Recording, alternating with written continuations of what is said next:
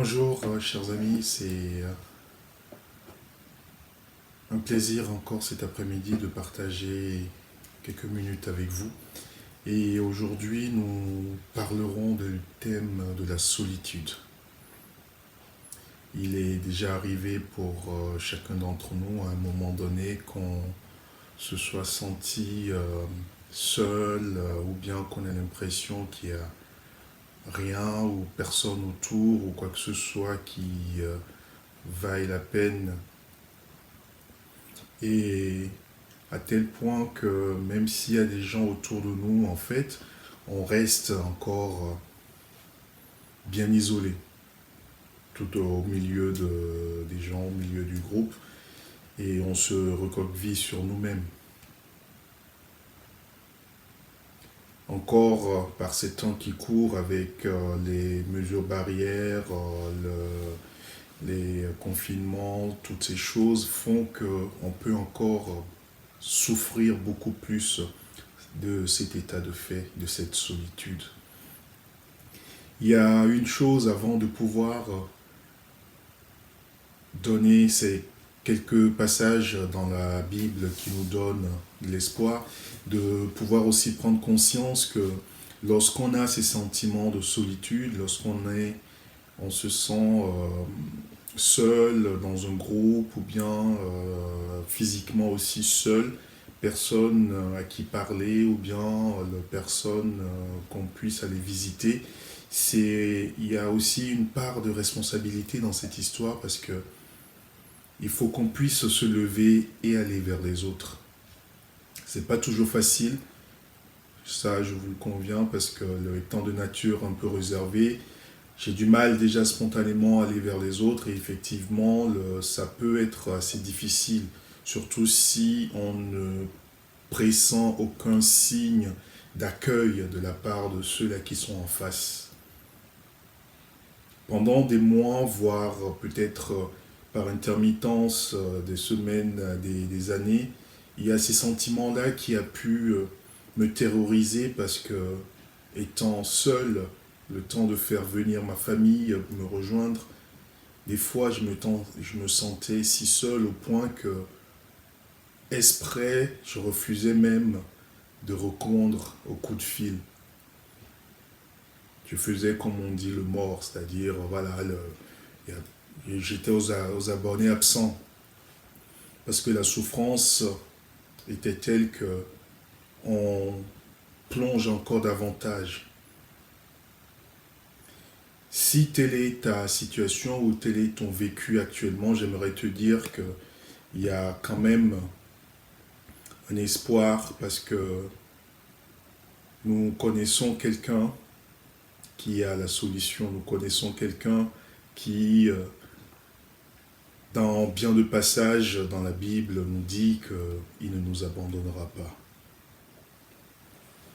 Nous allons déjà lire un premier passage, déjà dans le livre des rois, donc 1 roi, le chapitre 6, verset 13.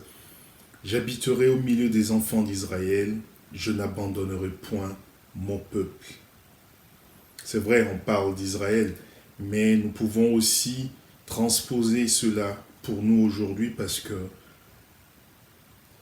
l'Éternel, il est toujours vivant. Ce n'est pas seulement du temps de ces rois ou bien du temps de Jésus que ce passage était d'actualité, mais il est encore d'actualité aujourd'hui.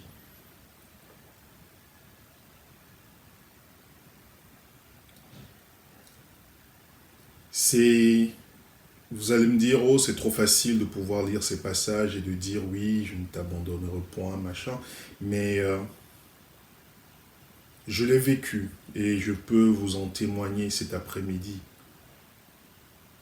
Je serai avec toi comme j'ai été avec Moïse, je ne te délaisserai point et je ne t'abandonnerai point.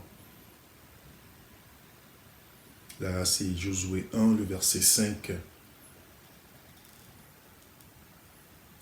Connaître le Christ ou donner sa vie à Christ, c'est aussi connaître celui-là qui a comme un autre nom, Emmanuel. Et Emmanuel veut dire Dieu avec nous. Effectivement, lorsque nous nous tournons vers lui, lorsque nous lui donnons notre vie, sa présence pour nous est effective à tout instant.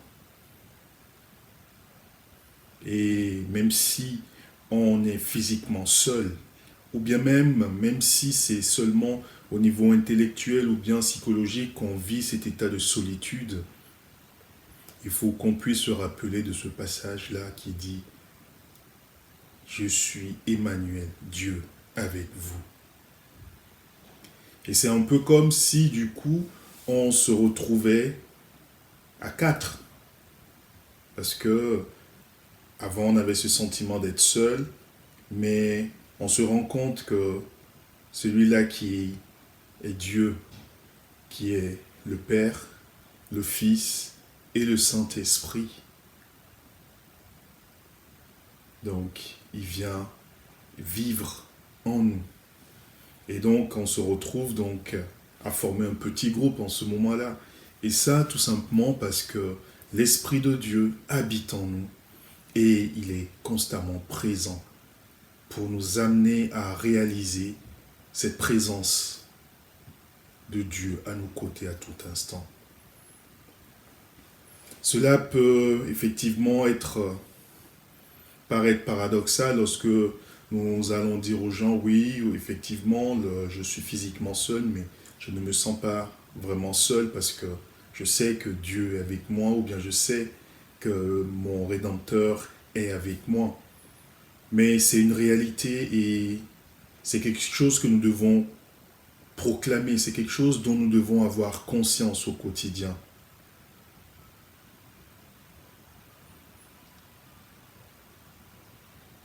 Hébreux 13, verset 5 nous dit « Ne vous livrez pas à l'amour de l'argent, contentez-vous de ce que vous avez. » Vivre dans le contentement, ce n'est pas le thème de cet après-midi, mais car Dieu lui-même a dit « Je ne te délaisserai point et je ne t'abandonnerai point. »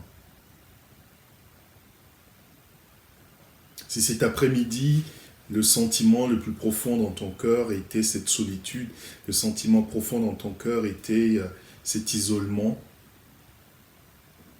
que ma prière pour toi cet après-midi, c'est que tu puisses réaliser que le Dieu Tout-Puissant, l'Éternel des armées, celui qui a fait les cieux et la terre, te dit « Je ne te laisserai point, je ne t'abandonnerai point, je ne te délaisserai point. »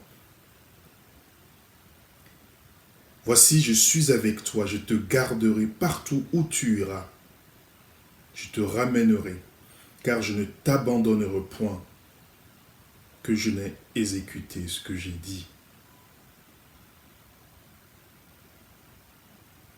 N'est-ce pas merveilleux de réaliser cela, de prendre conscience que toutes les fois où, soit en tant que chrétien, nous proclamons constamment qu'on est seul, qu'on se sent seul, c'est perdre de vue cette réalité que l'Éternel, il a répété à plusieurs reprises, que ce soit dans l'Ancien, dans le Nouveau Testament, qu'il ne nous abandonnera point, qu'il ne nous délaissera point. Je suis avec vous jusqu'à la fin du monde.